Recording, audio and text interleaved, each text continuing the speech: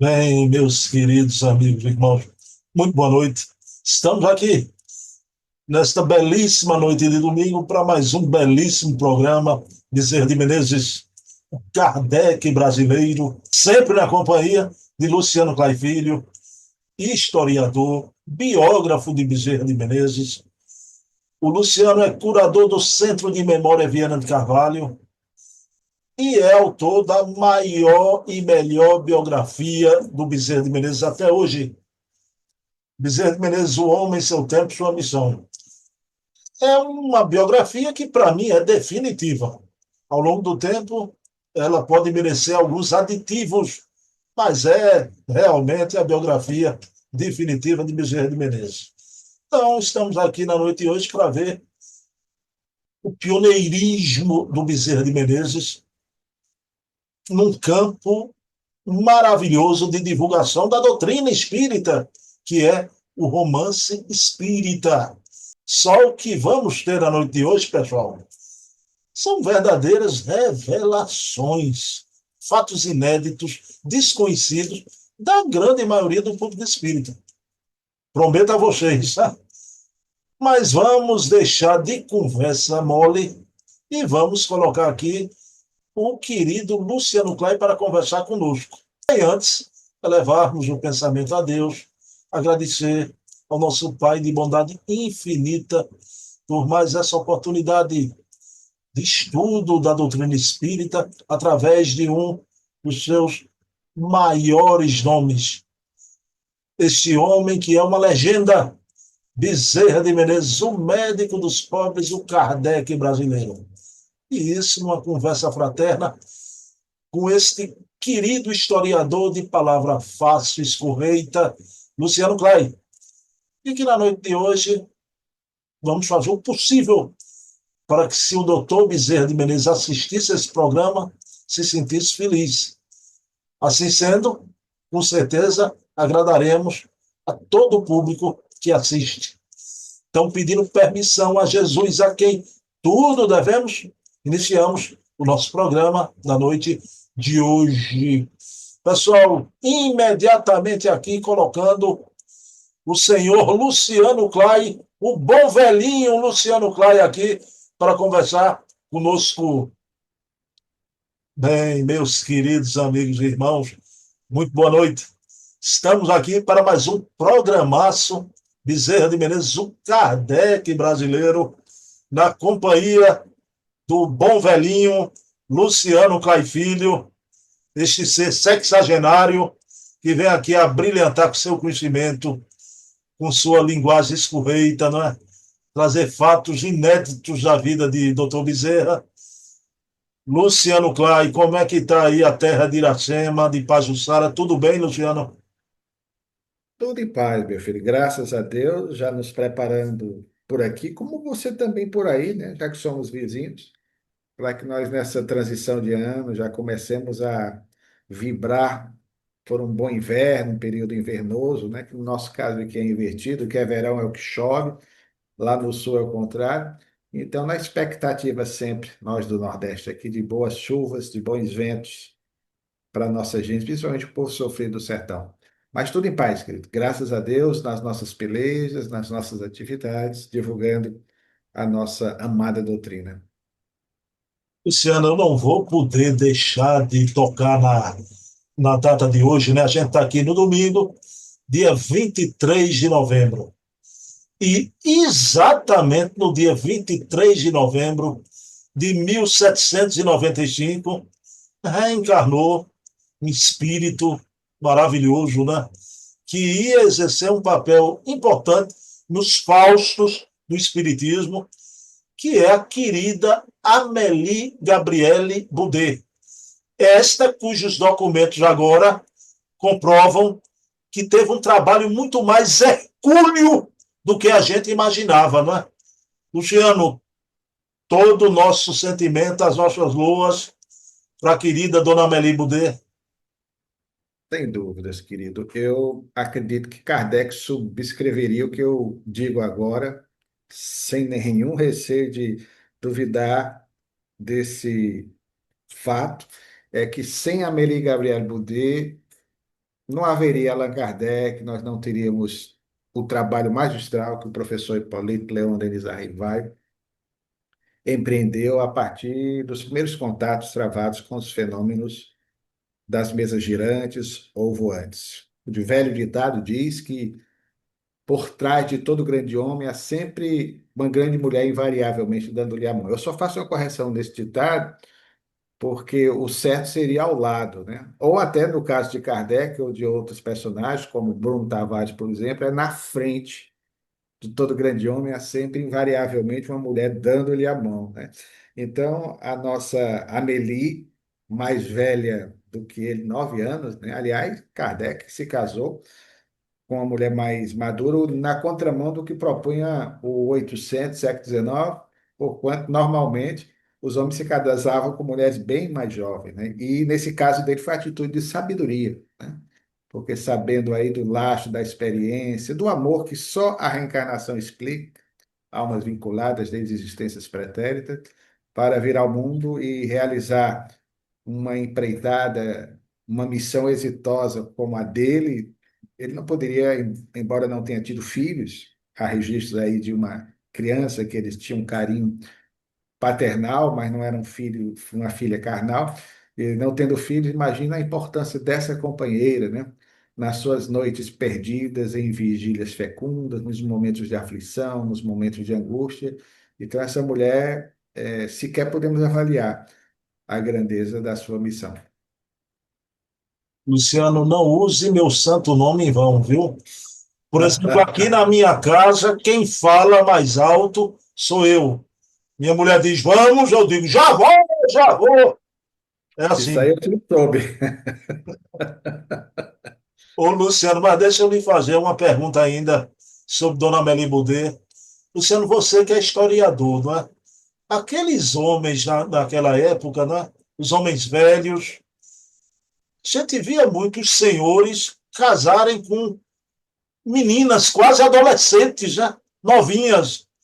O professor Rivai, o nosso querido Allan Kardec, impressionante, porque ele vai casar com Dona Amélie, ela 9 anos mais velha. Isso aí é uma coisa que chama atenção, né, Luciano? De atitude na nossa avaliação de sabedoria, né, dele. Mas isso foi algo, como dissemos, na contramão da cultura da época. A ideia de se casar, normalmente um homem mais maduro, até porque muitos casamentos na França, e por extensão pela própria influência francesa na cultura nacional brasileira, nós sabemos o quanto a França influenciou, né, inclusive nos comportamentos, nas etiquetas, nos nomes, né, nos galicismos que até hoje ainda na nossa língua são fáceis de serem observados, chofé, toalete.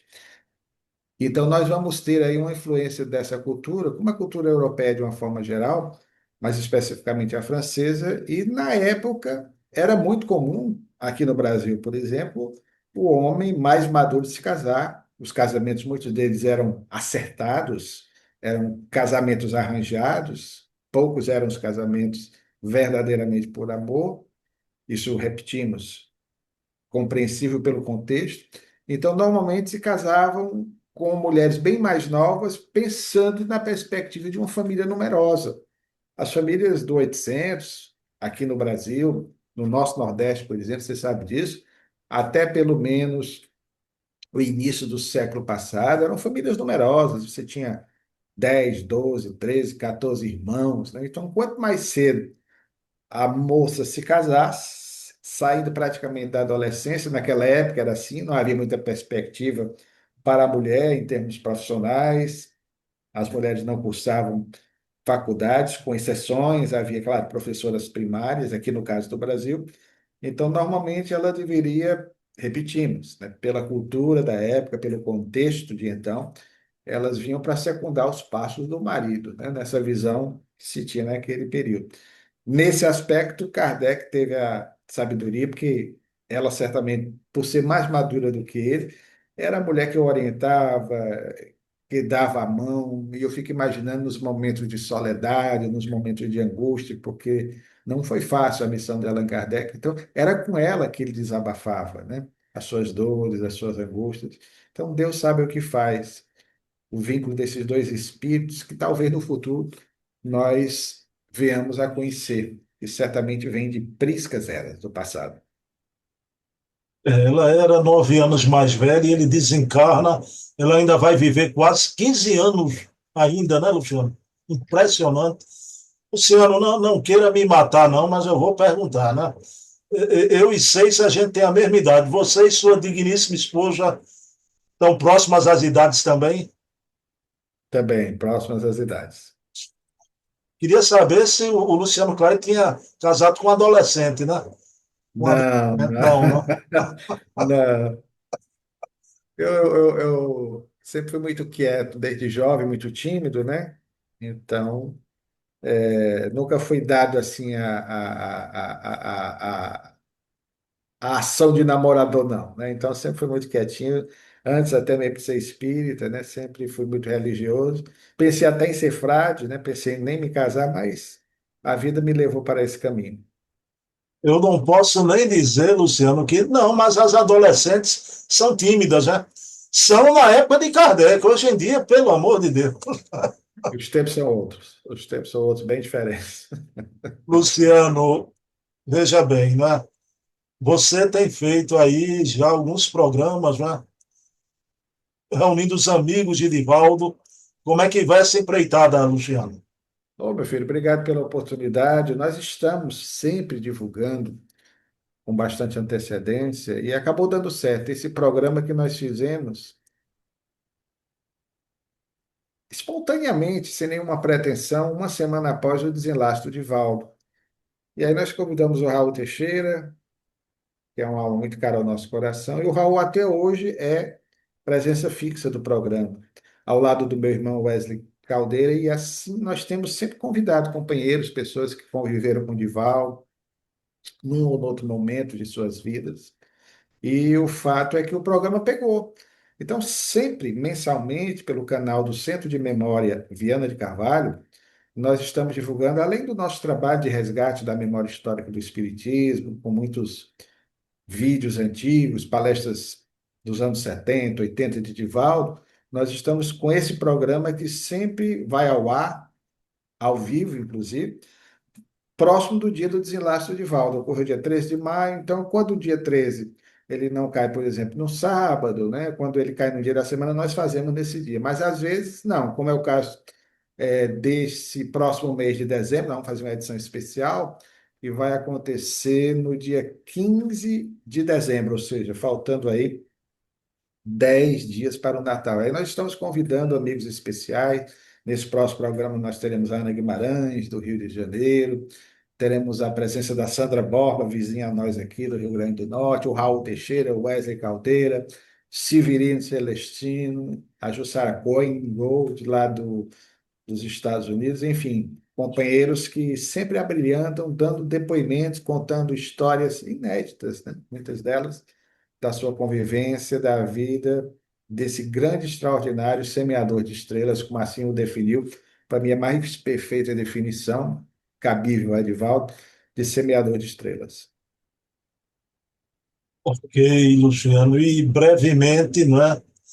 Eu fiz o convite a ele porque ele acompanhou todo o período de doença, de internação do Divaldo. A gente conversar aqui, Luciano, com o Lucas Milagre, sobre essa parte afetiva. E eu queria que você estivesse aqui também comigo, pode ser? Será uma honra, meu filho. O Lucas é um menino, aspas, né? Porque ele é mais novo do que nós dois, bem mais novo, né, do que você, por exemplo, né? E é uma alma encantadora. E acredito que você vai gostar de uma humildade, uma simplicidade, uma doçura. Divaldo, certamente orientado pela espiritualidade, escolheu para ficar juntinho na fase final da sua vida esse anjo da guarda, né, que esteve com ele nesses momentos derradeiros da sua jornada. Um abraço, meu amigo Lucas. Eu tenho conversado muito com ele por telefone. Pense num cara educado, né? Um rapaz fino, né? Gente muito boa. Vamos lá, Luciano. Hoje, como você anunciou durante a semana, não é? A gente vai ver uma faceta muito pouco conhecida do Dr. Bezerra, não é? Eu tenho a impressão que isso aí despontou, apesar de muitas publicações estarem aí para o grande público, não é? Mas isso aí a gente veio conhecer esses detalhes através da tua biografia, não é? Que eu já mostrei aqui no início do programa, antes de você entrar, que para mim a biografia é definitiva. Ela terá aditivos ao longo do tempo, né? Isso aí você já descobriu coisa nova. Luciano já descobriu coisa de relação de Bezerra com a maçonaria, né? Que não está na obra. Mas, Luciano, então vamos lá. O Bezerra de Menezes e seu vanguardismo nos romances espíritas. Por volta de 1880, Luciano, os romances espíritas se tornam populares. Né? Federação Espírita Brasileira vai declinar na revista Reformador os autores estrangeiros, né, que aproveitam esse filão. Mas aqui no Brasil, a FEB apontava o Bezerra de Menezes como o vanguardista, o pioneiro no romance espírita no Brasil. Ele foi o pioneiro, Luciano. Eu não encontrei outro, Bruno, nas nossas pesquisas e posso lhe assegurar nesse sentido, porque é uma faceta não conhecida do Dr. Bezerra de Menezes até então. E é interessante porque já em 1886, no dia 1º de maio daquele ano, 1º de maio de 1886, lembrando, isso está nos nossos programas passados, nós falamos várias vezes, isso é também do conhecimento das biografias já publicadas antes da nossa, que o Dr. Bezerra adere definitivamente ao Espiritismo no dia 16 de agosto de 1886. Lembrando que ele recebeu o Livro dos Espíritos 10 anos antes, em 1875, e aí vai sedimentar seus estudos, suas convicções, passar por algumas experiências mediúnicas pessoais, que vai cada vez mais alargar seus horizontes, suas percepções em relação à vida nesse intercâmbio contínuo entre as duas dimensões existenciais, o mundo material e o mundo espiritual.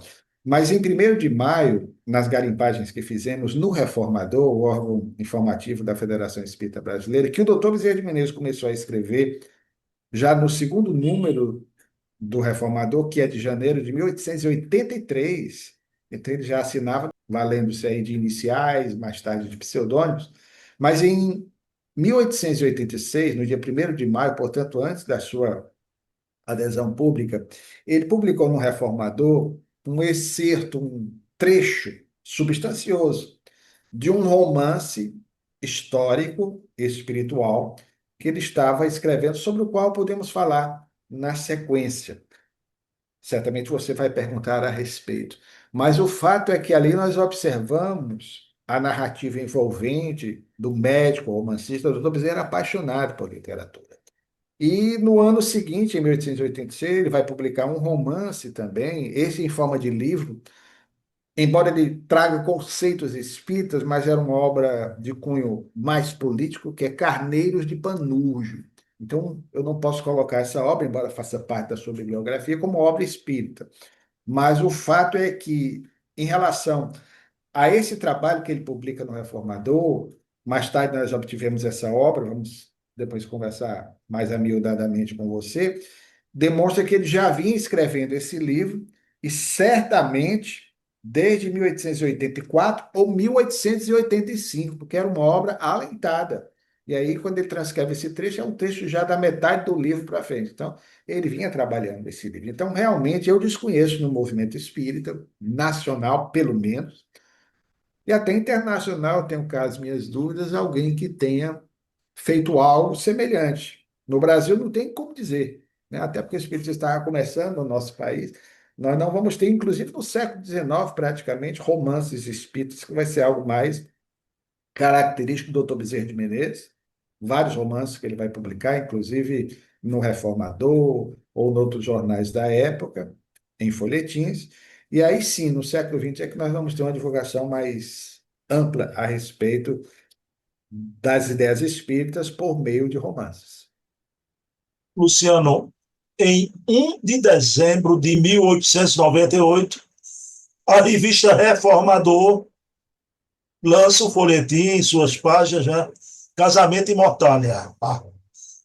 Uma coisa muito interessante, o personagem Júlio Ribeiro, há um momento, né, em que ele afirma que o escritor, o autor, tem que ter a liberdade total para escrever o que lhe vier à mente.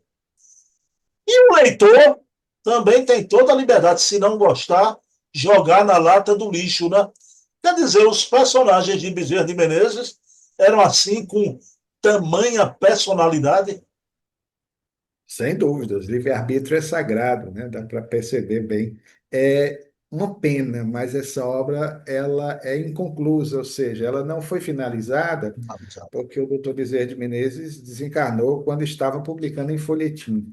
Já tentaram encontrar os exemplares finais, já propuseram, inclusive, quando o Divaldo estava entre nós, que um companheiro da Federação Espírita Brasileira, de repente, mediunicamente, ele pudesse, sob a orientação do Dr. Bezerra de Menezes, concluir esse romance, Casamento e Mortalha, que é um dos mais impressionantes, na nossa opinião, aquele no qual o Dr. Bezerra de Menezes mais empresta aos personagens, como citado Júlio Ribeiro por você, elementos biográficos, coisas suas. Ele se transferia aos personagens.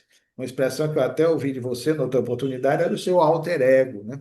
Ou seja, ele estava ali sempre dando características suas aos personagens e, ao mesmo tempo, também homenageando seus familiares, seus entes queridos, colocava os apelidos nas filhas, como Iaiá, Sinhazinha, em alguns desses personagens. Então, aí nós vamos exatamente, querido, perceber o Dr. Bezerra de Menezes que ele tinha essa liberdade, né? Imagino na época a dificuldade, talvez para muitos, olha, divulgar porque esses romances eram divulgados no Reformador, mas outros eram divulgados também, como A História de um Sonho, a princípio, começou a ser divulgada, depois foi para o Reformador, mas divulgado num jornal laico. Então, você ter essa experiência de divulgar ideias espíritas em jornais, claro que Bezerra já fazia algo dessa natureza, na coluna hebdomadária, na coluna semanal, dos estudos filosóficos, mas era uma demonstração também exatamente do que você acabou de ler nesse personagem, né?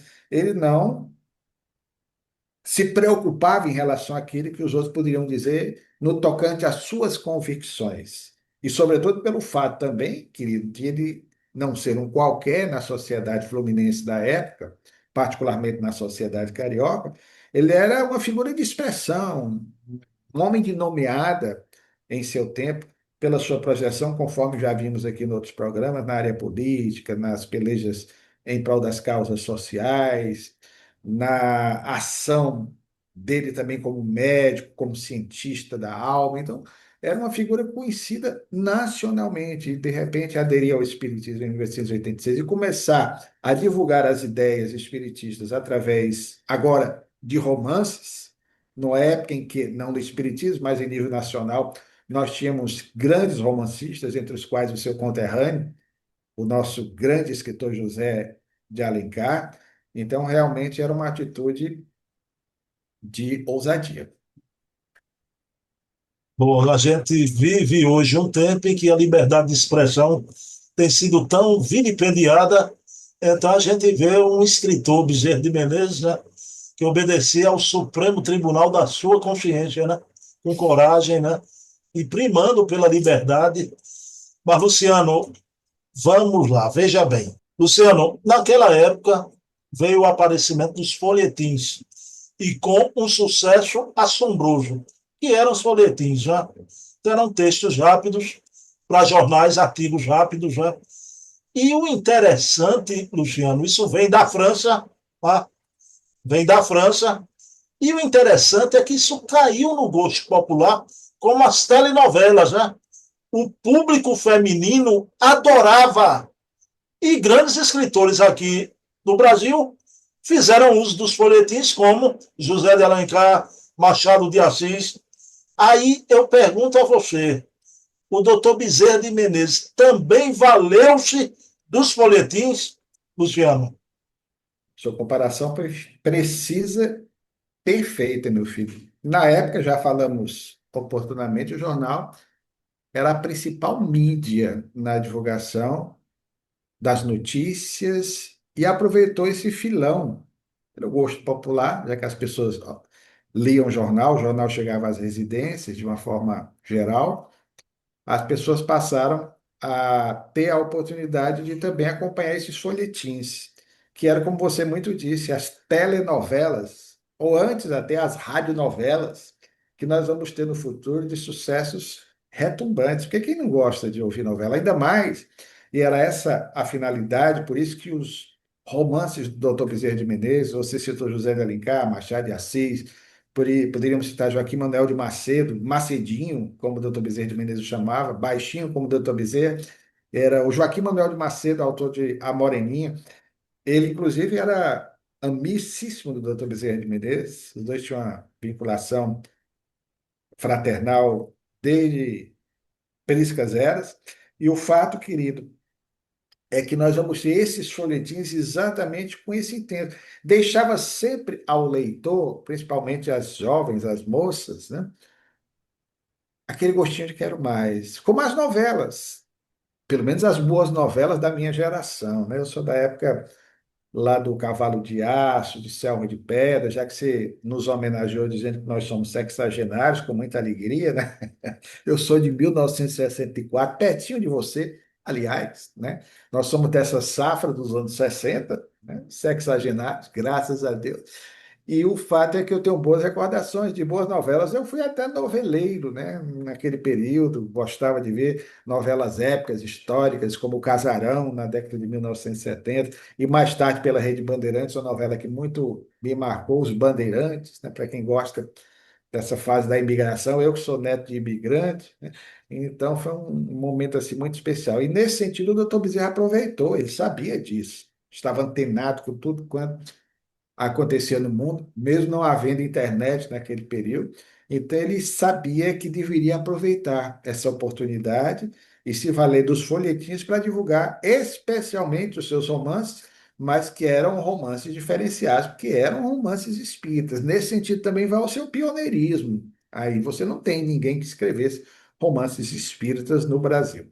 Então, o doutor Bezerra vai lançar boa parte dos seus romances, né, dentro dessa proposta, a princípio em jornais laicos, como dissemos, o que era até bem interessante, e depois, obviamente, até pela segurança da continuidade dos mesmos, no jornal, a época jornal, ainda não revista, Reformador.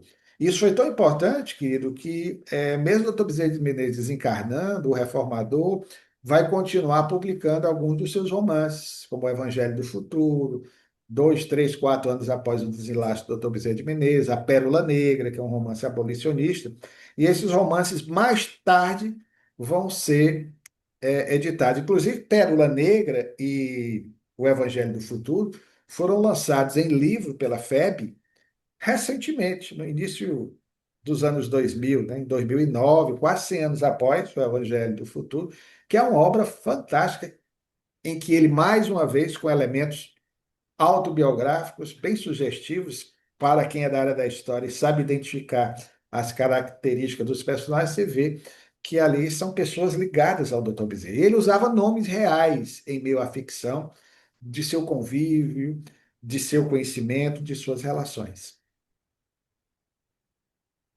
Luciano, veja bem, né? Chegou um momento aqui que eu acho um momento importante, né? Porque eu não visitei o túmulo do Dr. Bezerra no Rio de Janeiro. Tá? Eu não tinha conhecimento disso. Passei a ter lendo a tua obra, a tua biografia, né? E as nossas entrevistas aqui, eu fui reler um romance, Luciano, eu vou pegar até ele aqui, né? Um romance Evangelho do Futuro, né? Que é a história de Raimundo. Esse romance aqui é um romance de Bezerra cosmopolita, Luciano, né? Porque ele vai das paisagens sertanejas, né? Mas vai para as grandes megalópolis, né? De Rio de Janeiro, Nova York. Nova York, né? Luciano, o Evangelho do Futuro é um. Há uma relação de 12 obras. O que é que eu não sabia? Isso tem um valor histórico na noite de hoje aqui. Para quem não sabe, até quem mora no Rio de Janeiro não sabe, né? O neto de Bezerra, no túmulo, colocou na lápide, isso é impressionante, né? A relação das obras do avô, a relação das obras do Bezerra de Menezes. Luciano, eu não falei isso para Luciano, viu, pessoal? Vou trazer aqui agora ao vivo, né? Eu vou mostrar aqui a lápide do túmulo do Bezerra, viu, Luciano? Pode ser? Por favor. Pessoal, olha aqui a lápide no túmulo de Bezerra, no cemitério do Caju, doutor Adolfo Bezerra de Menezes, né? São 12 obras. Aqui aparece porque a fotografia corta algumas já. A doutrina espírita como filosofia teogônica, a loucura sobre o novo prisma, os carneiros de Panujo, citado por Luciano, estudos filosóficos, os mortos que vivem, segredos da vida, a pérola negra, evangelho do futuro, que eu citei, Lázaro leproso, e ainda tem algumas, né? Luciano, você teve lá no túmulo e explique algo aqui para a gente sobre essa lápide maravilhosa. Ah, meu filho, foi uma experiência única, né, para o biógrafo Dr. Bezerra de Menezes. Aliás, recentemente, neste ano, nós já tínhamos ido ao Rio de Janeiro, mas nunca a oportunidade de visitar o túmulo. Então, com a ajuda de dois amigos queridos, Laércio Camanho e o Rafael Siqueira, que é conhecido no movimento espírita, uma alma carinhosa, nós tivemos o ensejo de estarmos presencialmente diante do túmulo pela primeira vez. Só conhecíamos em imagem. E o mais interessante, pouca gente sabe do que aconteceu. Você pode observar, se você pegar as imagens mais antigas da lápide, né, dessa descrição, você vai vê-la inteiriça, aí ela está fragmentada e só com uma imagem, só com uma fotografia do Dr. Bezerra de Menezes. A original é essa de baixo, não a de cima. O que é que aconteceu? Há uns 5, 6 anos, devido a uma ventania muito forte, caiu um galho que está sobre o túmulo. Aliás, é uma área com bastante sombra, mas aí caiu o galho e trincou. Você percebe ali que rachou o túmulo do Dr. Bezerra. Na época, quem descobriu Verdade. isso foi isso aí na lateral. Aí, na época, quem descobriu isso foi um historiador, colega carioca, o Kaique Assunção. E ele me ligou de lá, mostrou como é que estava, e disse, Luciano, pensávamos até que poderia ser, nos dias de hoje, infelizmente, intolerância religiosa, alguém que, de repente, sabendo da importância histórica e espiritual do Dr. Bezerra de Menezes, sobretudo na divulgação do Espiritismo, poderia ter alguma atitude dessa natureza, mas felizmente não foi isso. Então foi algo acidental e ele na época ficou preocupado porque não achou a fotografia original, que é, repetimos, a de baixo. Então ele foi na administração e aí sim fez a reclamação devida, porque do jeito que estão as coisas no cemitério, muita coisa abandonada, talvez ficasse assim. Como é um dos túmulos mais visitados, ele insistiu e se apresentou como parente, doutor Bezerra de Menezes, e aí exigiu que fosse feita a reparação, e eles fizeram não como estava originalmente, porque essa lápide aí ela é de mármore, né? Um mármore já envelhecido. A fundação dessa homenagem aí, dessa lápide do cemitério do Caju, ela foi em 29 de agosto de 1947, pelo neto do Dr. Bezerra de Menezes, homônimo, Adolfo Bezerra de Menezes Neto, que aliás era espírita, e filho também de um dos filhos do Dr. Bezerra de Menezes, o José Rodrigues da Silva Bezerra, que também era espírita, né? Então, daí o fato dele trazer pormenorizadamente a relação de obras que até recentemente nós não tínhamos notícia. Então, repetindo, eram duas fotos, ou são duas fotos hoje, originalmente só a de baixo. Hoje, quem visita lá, porque não haviam encontrado, depois foi que encontraram, já tinham colocado uma fotografia, a de cima, aí recuperaram a original, aí felizmente ele teve a ideia de colocá-la e hoje estão as duas. Então, querido, é impressionante porque havia obras aí que nunca se tinha tido notícias, mas boa parte dessas obras nós conseguimos, nas pesquisas que fizemos, recuperar ou saber pelo menos o seu paradeiro. Por exemplo, Carneiro de Panujo, não, já foi publicado, A Loucura sob o Novo Prisma também, A doutrina espírita como filosofia teogônica, que é aquela célebre carta que o Dr. Bezerra de Menezes endereça ao seu irmão, que também já foi publicado em folhetim no Reformador e depois enfeixada em livro. Os Mortos que Vivem, Espiritismo e Estudos Filosóficos, foi lançada a primeira edição dos primeiros anos do Dr. Bezerra de Menezes, da publicação do País, né, que a FEB depois, posteriormente, depois de seu desenlace, vai lançar em forma de livro. Mas o mais interessante é, por exemplo, Os Mortos que Vivem. Eu encontrei publicado num jornal laico, num jornal leigo, de Juiz de Fora, Minas Gerais. Boa parte desse romance está lá. É interessante. E não se sabia do seu paradeiro. A Federação Espírita Brasileira possui alguns textos do Dr. Bezerra, porque boa parte desse material foi doado pelos filhos do Dr. Bezerra de Menezes, felizmente, né, a preservação é feita pela Federação Espírita Brasileira. No seu setor de obras raras, há muitos desses livros. Esse de baixo, Segredo da Natura, também, esse não foi identificado. A Pérola Negra foi recentemente publicado. O Evangelho do Futuro, mostrado por você igualmente. Então, nós temos algumas obras O que estão em Luciano, com licença, só para dizer as outras três obras que não estão aqui, né? Lázaro e o Leproso, História de um Sonho, O Banido e Casa Assombrada. Pronto. Casa Assombrada é interessante, porque aí o filho já coloca com o título que foi modificado, o filho não, o neto. Originalmente, o doutor Bezerra de Menezes publicou A Casa Assombrada, foi um livro que saiu logo após o seu desenlace, é bastante conhecido, também um livro excelente, autobiográfico, um romance regionalista passado no Ceará e aí em Pernambuco, obviamente no Rio de Janeiro, em que ele, voltando ao que falamos anteriormente, no seu alter ego, ele empresta as suas características, elementos biográficos para o médico, jovem médico, personagem que é pernambucano e que é ele próprio. Você vai perceber que é ele próprio, inclusive todos os dados específicos. A Faculdade de Medicina do Rio de Janeiro da época, era ele próprio que fornecia. Então, esses livros citados por você, Lázaro, o Leproso, ele está totalmente, né, à disposição para quem quiser futuramente publicar no Reformador. Né? Nós temos esse romance que ainda não foi publicado, é projeto da Federação Espírita Brasileira, e nós temos também, qual foi o outro que você citou, Bruno, só para eu relembrar? História de um Sonho. História de um Sonho. História Foi de um Sonho editado esse. Foi publicado. foi editado, inclusive por uma editora espírita e outra não espírita. Né? E o Mas Banido, nós, Luciano? E o o Banido. Banido?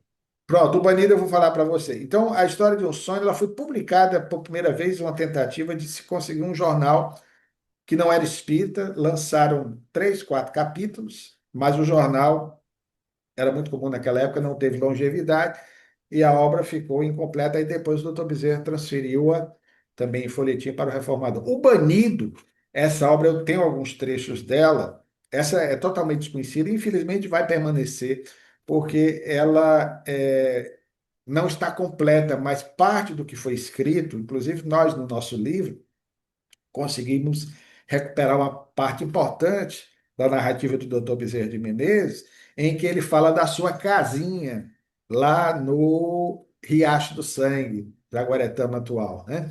Então, ambientando uma vez mais, ele gostava muito de fazer isso, Bruno, de pegar coisas aqui do Nordeste, a época norte do Brasil. Então, essa obra ela tem fragmentos, partes, no setor de obras raras da Federação Espírita Brasileira. Deixa eu voltar aqui com o Luciano.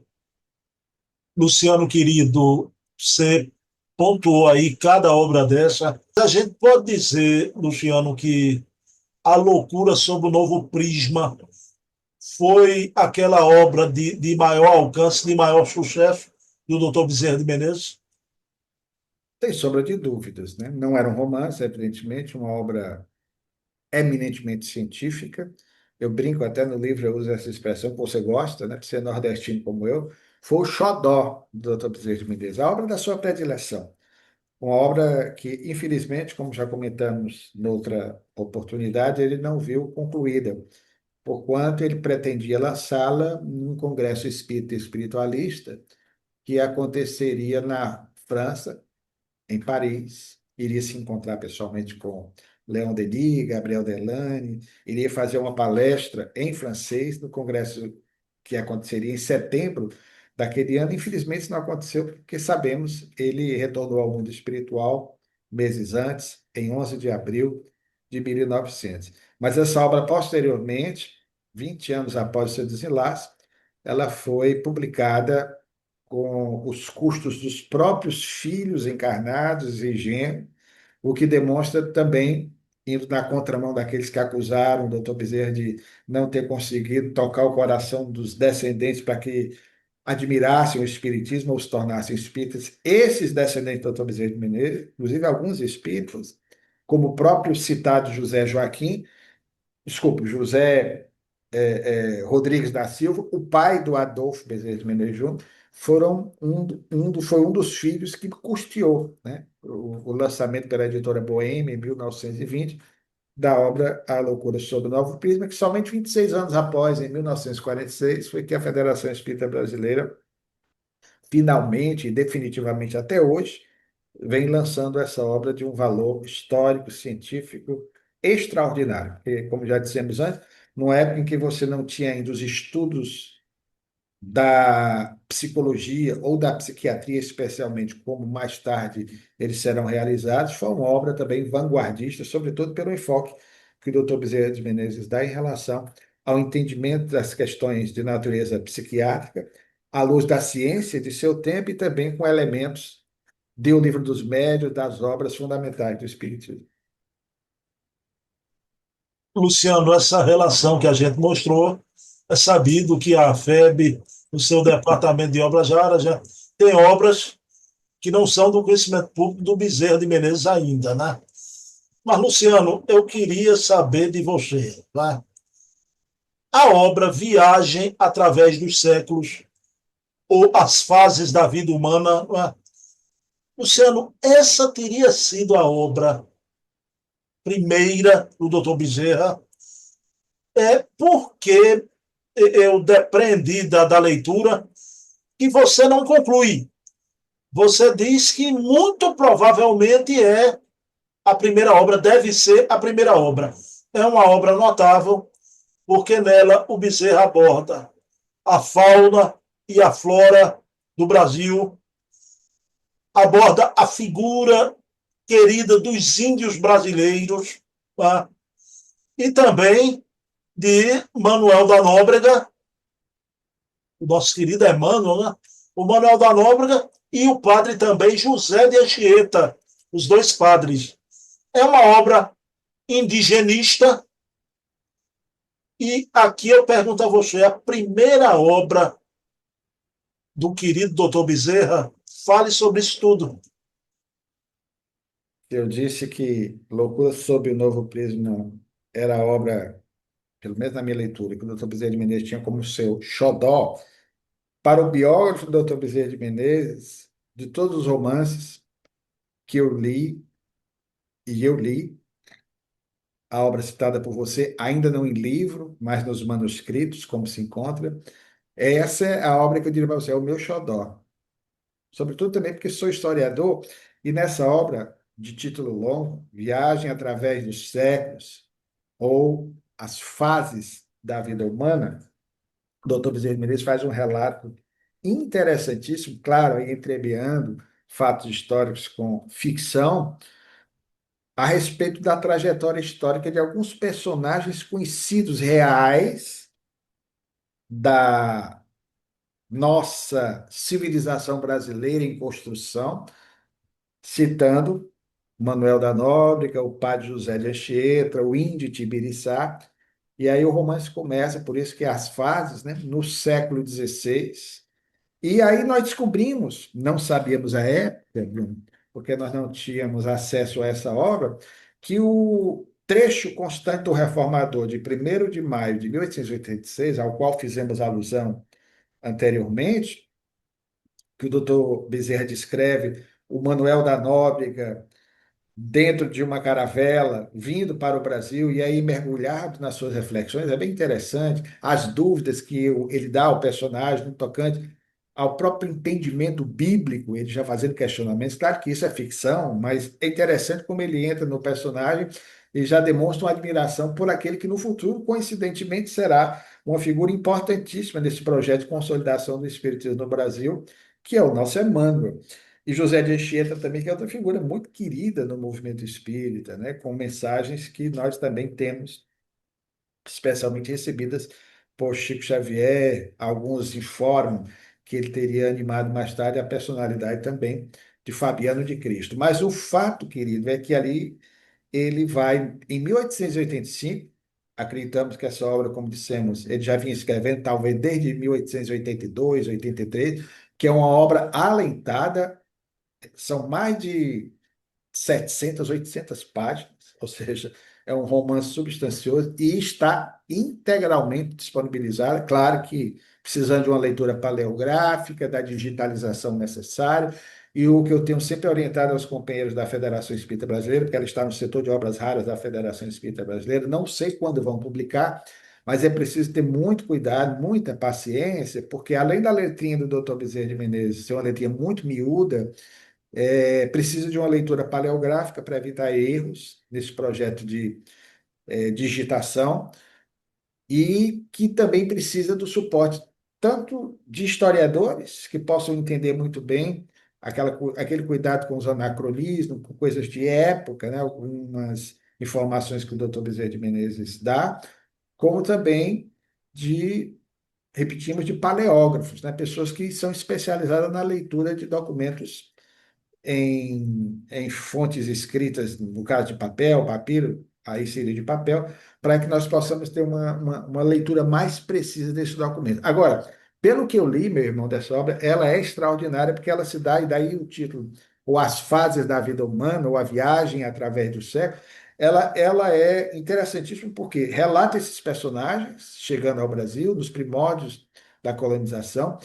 Todos desencarnam, evidentemente, e de repente aparecem no século XIX, atuando como espíritos.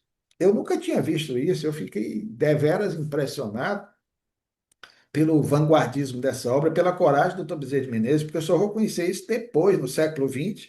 Eu desconheço outras obras, embora nós tenhamos notícia de outros romances mediúnicos, via Ivone do Amaral Pereira, Zilda Gama, ou até na década de 1920, a obra do reverendo Dale Owen, A Vida Além do Véu, que antecede a obra de André Luiz, na sua clássica série por Chico Xavier, mas descrevendo assim relatos de intercâmbio, de interação com o mundo espiritual. Nessa obra, é curioso, porque o Dr. Bezerra de Menezes descreve um médico chamado André, curiosamente o nome de André, Cavalcante, ele pega o seu sobrenome, que é ele próprio.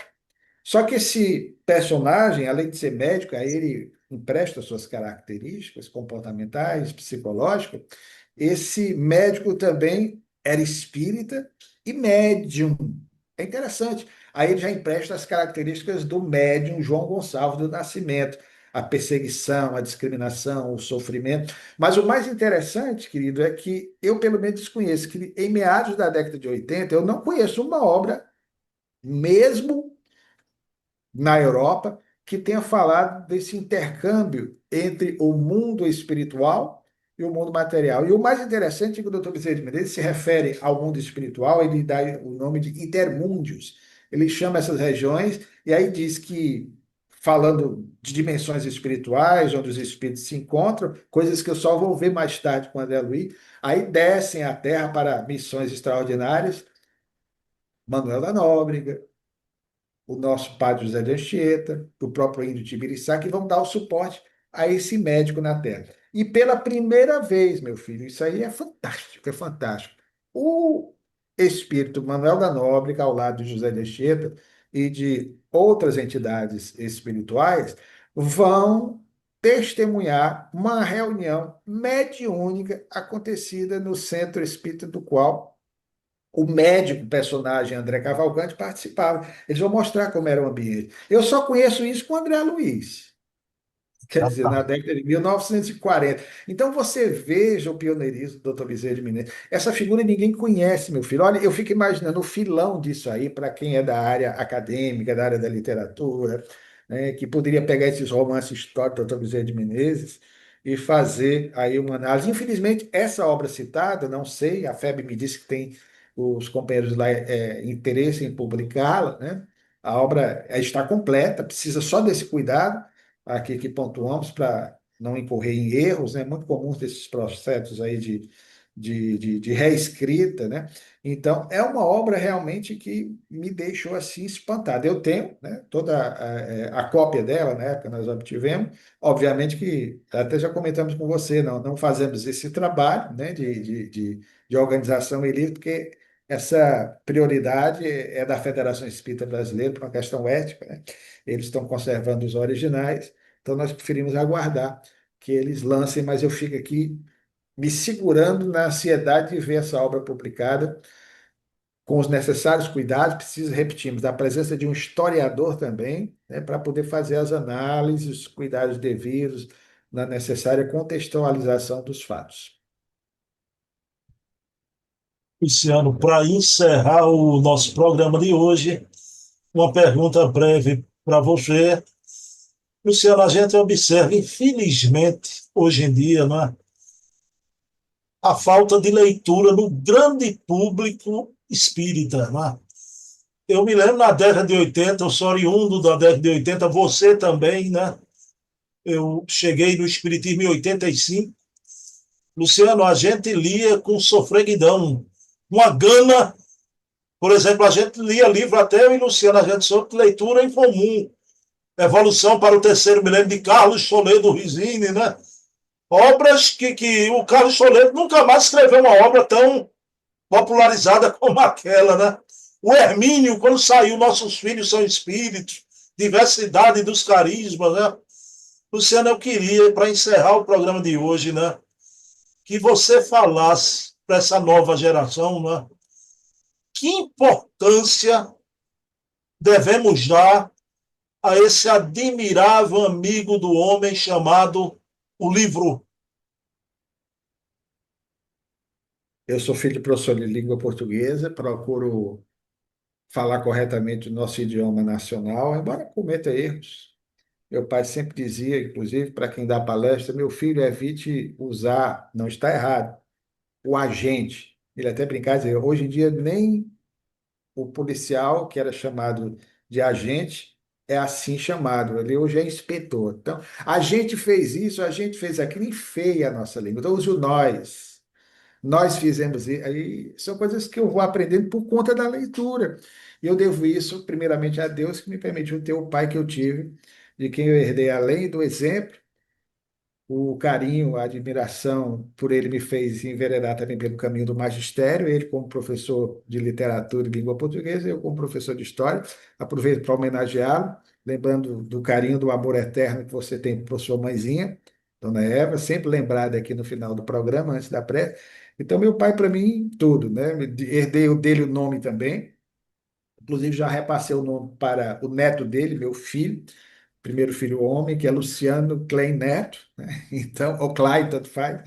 Então, eu aprendi muito com meu pai a importância da leitura, Bruno, por isso que eu estou aqui mencionando isso. E tinha na biblioteca dele uma frase de autor anônimo que dizia, né, alguns atribuíam a Rui Barbosa, embora não possamos confirmar, quem não lê, mal fala, mal ouve e mal vê. Então, nós temos que ter muito cuidado. Eu sei que hoje é difícil, né? Nessa geração nova que nós temos, nossos filhos aí com os celulares, com tudo digitalizado, que é um novo mundo, uma nova realidade. Claro, esse saudosismo que eu tenho, que fez parte da minha trajetória. Nós não temos que ser contra o progresso, como dizia o Roberto Carlos, né? Mas apelo para o bom senso. Se um erro não compensa o outro, isso aqui eu penso. Então, o livro, a leitura é imprescindível. O Espiritismo começou com o grande invento de Gutenberg, a imprensa. Aliás, o Espírito de Gutenberg vai falar com Kardec também na Revista Espírita. Então, nós devemos tudo ao livro. O Espiritismo sem leitura não dá, meu filho. As obras fundamentais do Espiritismo, nós precisamos lê-las. Claro que hoje você tem aí a possibilidade de lê-las de forma diferente, através de notebook, do próprio celular, mas o importante é ler. Como dizia também meu saudoso pai, o fato de nós hoje termos preguiça de ler até bula de remédio. Por não ler a bula do remédio, muitos acabam desencarnando em razão dos efeitos colaterais de determinados medicamentos, né? Então, a leitura é imprescindível. Eu comecei incentivado pelo meu pai, desde de pequenininho, li de uma sentada, né, a coleção que os nossos jovens deveriam ler, inclusive com abordagem muito do que se chamava à época sobrenatural, coisa do nosso folclore. Eu me refiro à série dele, que era simpatizante do espiritismo, alguns o colocam como espírita, o escritor de Taubaté, Monteiro Lobato, e a série Sítio do Pica-Pau Amarelo. O Saci, que foi uma obra primeira que eu li, não era para ser a primeira, começa lá com o Sítio do Pica-Pau Amarelo, já falava exatamente dessa questão da nossa tradição, da nossa cultura, daquela visão aí, no caso, até mais teosofista, dos elementais, caipora, curupira, saci pererê, boitatá, mas, de certa forma, fala do mundo sobrenatural, da nossa realidade nacional. Em vez de estarmos tão somente olhando para o lobisomem ou os vampiros, que até hoje nos fascina, mas é de uma cultura europeia, que chegou também ao Brasil, mas nós temos tanta coisa rica para ser lida e, sobretudo, também, obviamente, na literatura espírita. Há romances que hoje não são mais lidos, da Zilda Gama, o Vitor Hugo, que começou com a Zilda Gama, depois através do Dival, as obras também da Dona Ivone do Amaral Pereira, o nosso Hermínio Corrêa de Miranda. Eu era, e ainda sou, né? Um herminiólatra, né? Um viciado em Hermínio Miranda, herminiólatra, vou criar aqui esse neologismo, né?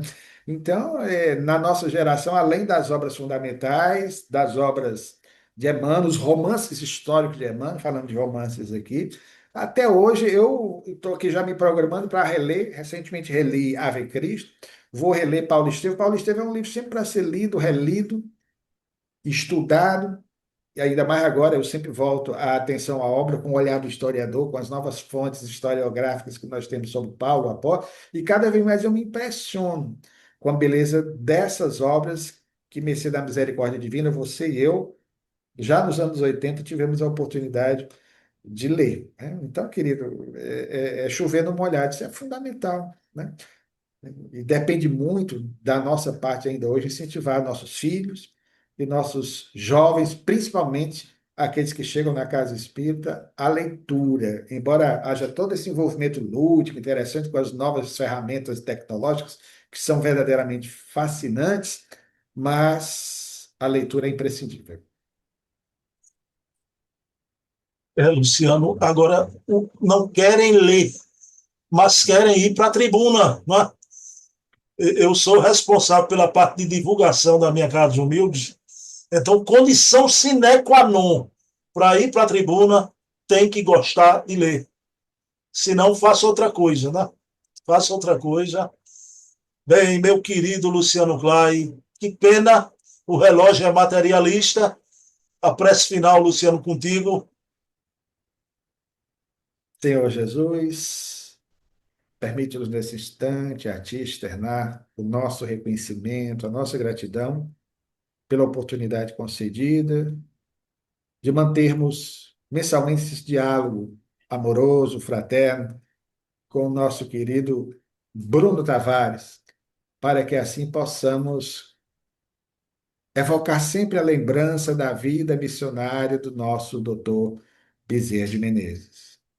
Permite que nesse instante, Senhor, nosso irmão Bruno, como todos os irmãos que conosco participam desse momento, nesse dia em que também relembramos o trabalho missionário de Amélie Gabrielle Boudet, que ela, onde estiver, receba o nosso carinho em forma de vibrações fraternais e a nossa gratidão pela importância desse espírito na sustentação do trabalho de Allan Kardec.